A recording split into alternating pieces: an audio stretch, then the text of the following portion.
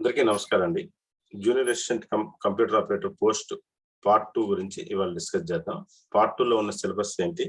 యాక్చువల్‌గా ఏముంటది అనేది మాట్లాడితే, ఫస్ట్ పార్ట్ 2లో format of the text document. ఇందులో మనం క్యారెక్టర్ ఫార్మాటింగ్, పారాగ్రాఫ్ ఫార్మాటింగ్, అలాగే పేజ్ ఫార్మాటింగ్ ఈ ఆప్షన్స్ గురించి డిస్కస్ చేస్తాం. ఓకే, మన సబ్జెక్ట్‌లోకి వెళ్ళిపోతే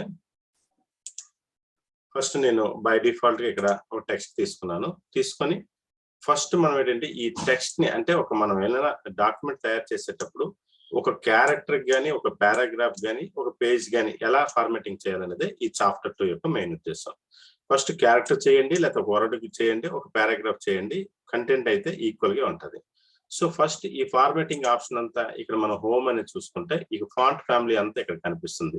సో ఈ ఫస్ట్ సెకండ్ ఆప్షన్ హోమ్ లోని ఇక్కడ ఈ ఈ డిఫరెంట్ స్టైల్స్ అన్ని ఉన్నాయి కదా, వీటి గురించి ఈ రిబ్బన్ అంటే ఈ మొత్తం ఈ పార్ట్ అంతా రిబ్బన్ గా తీసుకుంటే మనం హోమ్ రిబ్బన్ గా తీసుకుంటే ఎలా మారుతుంది అనేది, అందులో ఫాంట్ స్టైల్స్ ఏముంటాయి, కలర్స్ ఏముంటాయి, సైజ్ ఏముంటాయి, హైలైట్ ఎలా చేస్తాం, ఫార్మెట్ ఎలా క్లియర్ చేయాలి, చేంజ్ కేసెస్ ఎలా ఉన్నాయి అనేది ఇక్కడ 1 by 1 ఎగ్జాంపుల్ రూపంలో మీకు క్లియర్ గా ఎక్స్ప్లెయిన్ చేస్తాం.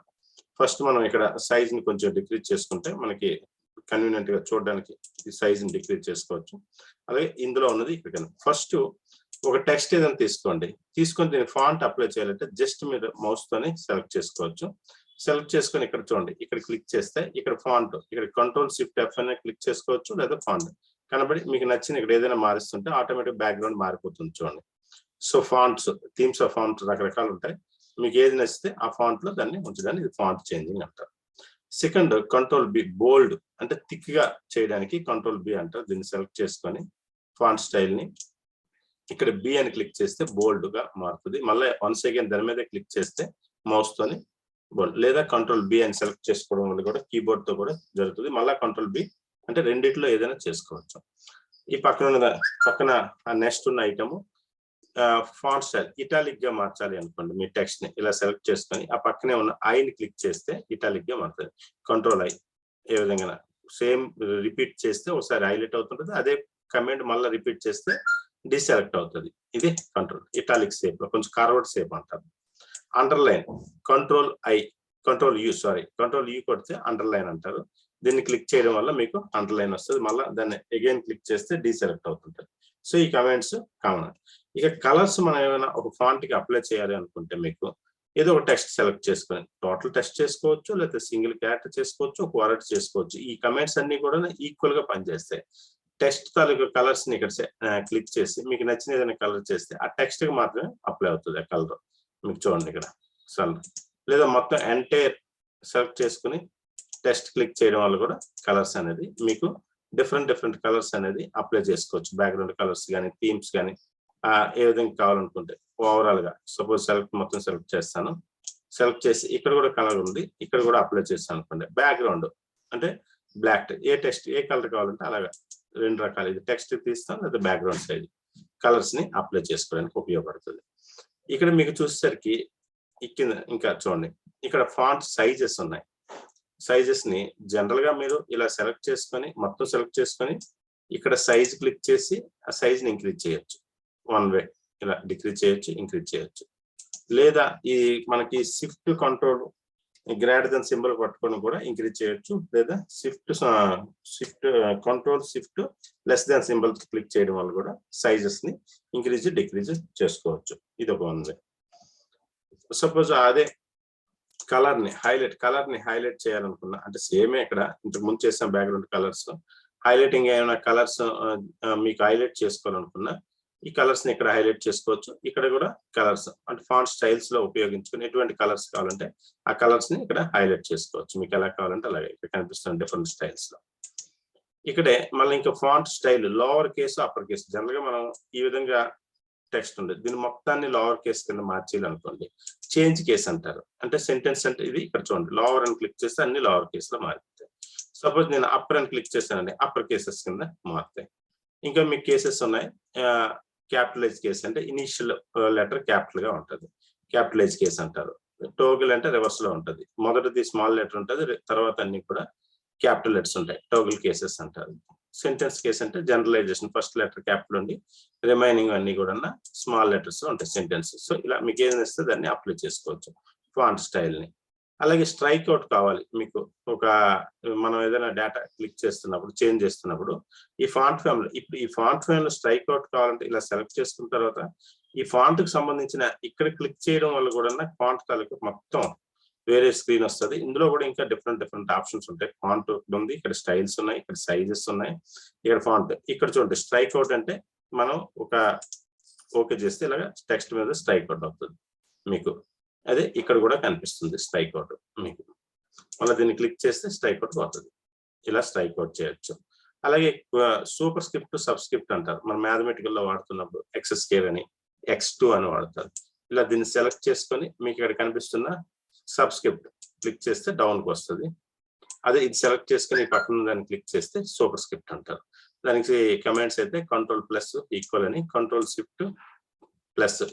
ఈక్వల్ కొట్టినా మీకు ఆటోమేటిక్ పనిచేస్తుంది. ఇక్కడ సూపర్ స్క్రిప్ట్, సబ్ స్క్రిప్ట్ ఆ కమాండ్స్ కూడా మీకు ఇక్కడ కనిపిస్తుంది. చూడండి Ctrl++.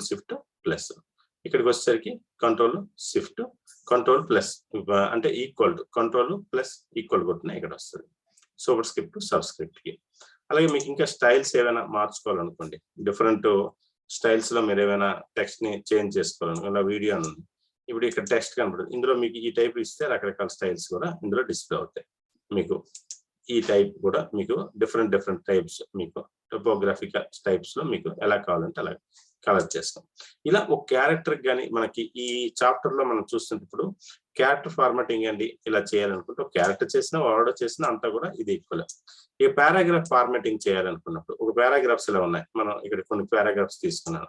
సో ఇలా పారాగ్రాఫ్స్ ఉండేటప్పుడు ఈ పారాగ్రాఫ్ కి బోత్ వేస్ ఈక్వల్ గా, అంటే మనం paragraph left side right side ఎలా డిజైన్ ట్యాబ్ కొట్టేటప్పుడు ఆటోమేటిక్ పారాగ్రాఫ్ వస్తుంది. ఇప్పుడు మనకి ఇటు సైడ్ అంతా ఈక్వల్ గా కనిపిస్తుంది.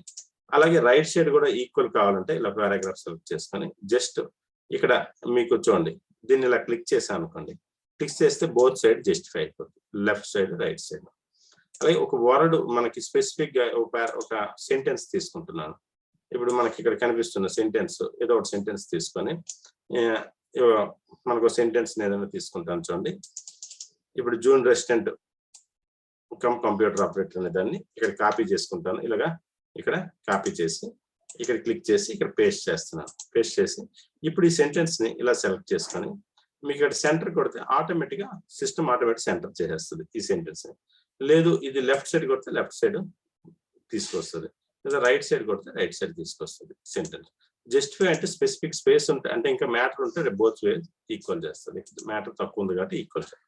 ఇలా చేయడానికి కూడా పారాగ్రాఫ్ ఇండెంట్, పారాగ్రాఫ్ ని అలాగే ఒక పారాగ్రాఫ్ ఒక పేజ్ ని టోటల్ గా ఇలాగ రకరకాలు. ఇదే కాకుండా ఇందులో మనకు కావాలనుకుంటే సెలెక్ట్ చేసుకొని ఇక్కడ కనిపిస్తున్న రకరకాల ఆప్షన్స్ యూజ్ చేసుకొని కూడా మీరు చేంజెస్ డిఫరెంట్ స్టైల్స్ ఉంటాయి. మీకు నచ్చిన స్టైల్స్ లో ఎలా కావాలంటే అలా వీటిని చేంజెస్ అనేవి చేసుకోవచ్చు.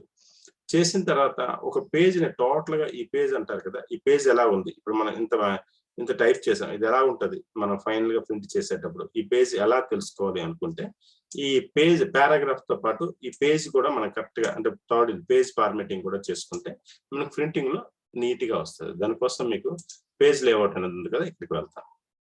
ఇక్కడికి వెళ్ళేటప్పుడు చూడండి ఇక్కడ కనిపిస్తుంది మార్జిన్, ఓరియంటేషన్, సైజు ఇలా ఉన్నాయి. సపోజ్ అంటే మార్జిన్స్ అంటే మనం ప్రింట్ చేసేదానికి లెఫ్ట్ సైడ్ రైట్ సైడ్ మన పేజ్ లో ఎంత మార్జిన్ విడిచిపెట్టాలనేది ఈ మార్జిన్. జస్ట్ దీన్ని క్లిక్ చేస్తే మీకు మార్జిన్, కస్టమ్ మార్జిన్, నార్మల్ గా అయితే టాప్, బాటమ్, రైట్, లెఫ్ట్ కనిపిస్తున్నాయి కదా, వీటిని అంత 1 ఇంచ్ స్పేసెస్ ని ఇక్కడ మీకు స్కేల్ చూస్తే కనిపిస్తుంటది ఎన్ని ఇంచెస్ ఉన్నాయనేది. ఇలాగా దీన్ని బేస్ అయ్యి మనం చేయొచ్చు. దీన్ని క్లిక్ చేస్తే మీకు కస్టమ్ మార్జిన్ ఇలా ఉన్నాయి. బై డిఫాల్ట్ మీరు చేయొచ్చు, నార్మల్ గా అయితే ఇలా ఉంచవచ్చు. లేదు మీరు ఇంకేమైనా చేంజెస్ చేయాలనుకుంటే కస్టమ్ మార్జిన్ మీకు నచ్చినట్టుగా చేసుకోవచ్చు. ఇక్కడ ప్రాక్టికల్ గా చూడండి, ఇక్కడ top side 1 inches, bottom 1 inch, in side out side ఇలా 1 ఇంచెస్ ఉన్నాయి. అంటే ఇక్కడ మనకు కనిపిస్తుంది దీని ప్రివ్యూ కూడా. ఇది బై డిఫాల్ట్. సో ఇప్పుడు మీరు టాప్ గాని ఇలా పెంచితే ఆటోమేటిక్ గా చూసారు ఇక్కడ చేంజ్ అవుతుంది, 2 ఇంచెస్ స్పేసెస్ వస్తుంది. సపోజ్ మీరు తగ్గిస్తే స్పేసెస్ అంటే మీకు ఆటోమేటిక్ గా ఇక్కడ 2 ఇంచెస్ చేస్తే అన్ని దగ్గర ఇక్కడ కూడా స్పేస్ అనేది ప్రొవైడ్ అయిపోయి ఓకే చేస్తే చూడండి స్పేస్ కిందకి దిగిపోయింది ఆటోమేటిక్ గా. టెక్స్ట్ మీకు ఇక్కడ 1 పాయింట్ ఇంత స్పేస్ ని ప్రొవైడ్ చేసింది మీకు దగ్గర 2 ఇంచెస్. మీరు సైజు కొద్దిగా డిక్రీజ్ చేసుకుంటే కొంచెం నీట్ గా అనిపిస్తుంది పూర్తిగా. ఇక్కడ ప్రింట్ లేఅవుట్ లో మీకు ఇక్కడ కనిపిస్తున్న ఆప్షన్ చూడండి. ప్రింట్ లేఅవుట్ పెడితే ఇలా కనిపిస్తుంది, లేదా ఇలా పెట్టుకున్నారంటే వెబ్ లేఅవుట్ టైప్ లో కనిపిస్తుంది. ఈ డౌన్ లో ప్రింట్ లేఅవుట్ క్లిక్ చేసుకుని ఈ విధంగా వస్తుంది మీకు. ఇది కావాలనుకుంటే ఇలా కూడా మీరు డ్రాగ్ చేసుకోవచ్చు. సైజ్ తగ్గించాను. ఇప్పుడు కావాలంటే మళ్ళీ వెళ్ళి మార్జిన్స్ లోకి వెళ్ళిపోయి కస్టమ్ మార్జిన్ చూడండి, ఆటోమేటిక్ గా 1.06 ఇలా చేసుకోవచ్చు. అలాగే బాటమ్ సైడ్, ఇన్సైడ్ అండ్ 4 వేస్ కూడా చేసుకోవచ్చు.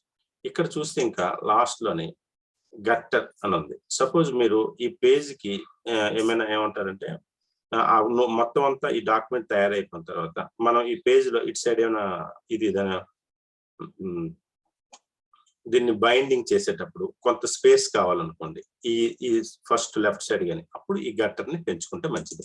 సపోజ్ గట్టర్ చూడండి, ఆటోమేటిక్ బైండింగ్ కోసం 1 లేకపోతే 1 ఇంచెస్ ఇలా గట్టర్. ఇక్కడ మనము బుక్ టైప్ లో చేసుకుంటే బోత్ వే ఉండాలి, లేకపోతే సింగిల్ గా నార్మల్ అయితే ఈ విధంగా. అంటే ఇక్కడ సైజ్ చూసుకోండి. పోర్ట్రేట్ అంటే ఈ విధంగా ప్రింట్ అవుతుంది, ల్యాండ్స్కేప్ అయితే ఇలా ప్రింట్ అవుతుంది. సపోజ్ పోర్ట్రేట్ లో ఉండేటప్పుడు నార్మల్ గా అయితే ఇంత స్పేస్ ని ఓరియంటేషన్. సపోజ్ ఇక్కడ మీరు మిర్రర్ మార్జిన్స్ అంటే బోత్ వే, ఇటు సైడ్ అంటే మనం ప్రింట్ చేసేటప్పుడు front to back both way print చేసేటప్పుడు ఫస్ట్ సైడ్ ఏమో ఇటు సైడ్ స్పేస్ వస్తే సెకండ్ సైడ్ ఆపోజిట్, అంటే ఒకసారి లెఫ్ట్ ఒకసారి రైట్ వస్తుంది.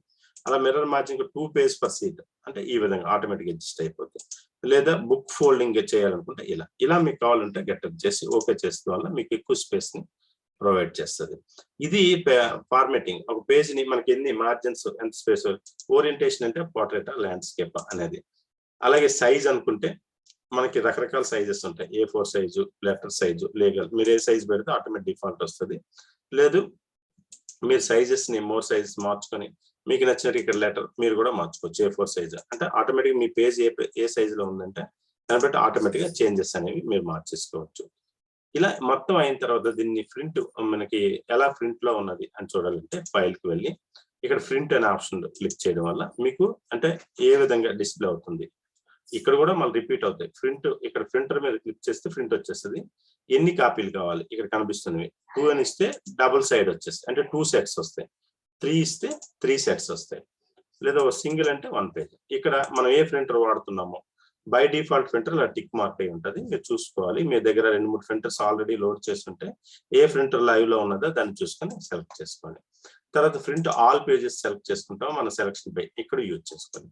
ప్రింట్ 1 సైడ్ లేకపోతే ఇంకా బోత్ సైడ్స్ అయితే ఇలా మనం మార్చుకోవాలి. Both sides printer front to back అది 1, 2, 3 టైప్ లో కావాలా, 111 ఏ టైప్ లో కావాలి అంటే మోర్ దెన్ కాపీస్ ఉండేటప్పుడు ఎలాగైనా దీన్ని సెలెక్ట్ చేసుకోండి. ప్రింట్ ఓరియంటేషన్ అయితే పోర్ట్రేటా, ల్యాండ్స్కేప్ మీరు ఎలా కావాలనుకుంటే అలా దీన్ని చేంజ్ చేసుకోవాలి. కస్టమ్ మార్జిన్స్ ఇందాక చెప్పాను కదా, ఈ మార్జిన్స్ ఏది కావాలనుకుంటే ఆ మార్జిన్స్ ని చేసుకొని జస్ట్ మీరు ప్రింట్ క్లిక్ చేయడం వల్ల మీకు ఆటోమేటిక్ గా సిస్టమ్ ప్రింట్ అనేది ప్రింటర్ ఉంటే ప్రింట్ ద్వారా అయిపోతుంది. ఇదండి టోటల్ గా ఒక టెక్స్ట్ ని కానీ, ఒక క్యారెక్టర్ ని కానీ, ఒక వర్డ్ ని కానీ ఓవరాల్ గా మనము మార్జిన్ చేసుకునే ప్రొసీజర్ అండి. థ్యాంక్ యూ ఫర్ వాచింగ్ అండి. నెక్స్ట్ క్లాస్ లో రిమైనింగ్ పార్ట్ 3 గురించి మనం డిస్కస్ చేద్దాం. Thank you once again.